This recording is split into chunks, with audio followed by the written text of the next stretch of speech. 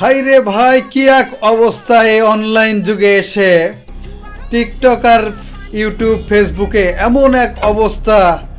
এই আপুরা বিভিন্ন অঙ্গভঙ্গিতে তাদের শরীর দেখিয়ে ভিউ কামাচ্ছে।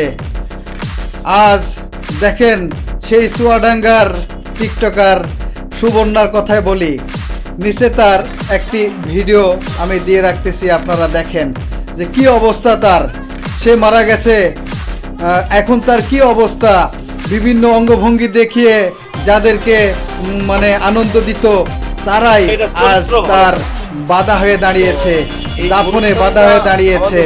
এখন এমন অবস্থা দেখেন তার কি এক পরিণতি।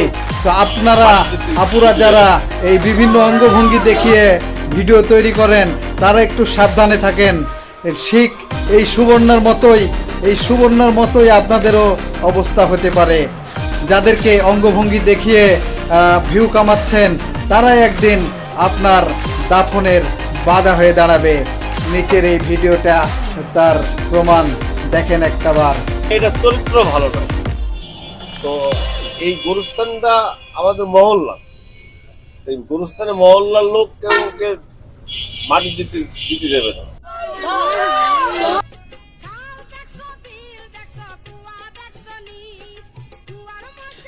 সবাই ভালো হয়ে যাবেন, ভালো থাকবেন, সুস্থ থাকবেন, সুন্দর সুন্দর কন্টেন্ট তৈরি করবেন, এটাই আশা করি। আল্লাহ হাফেজ।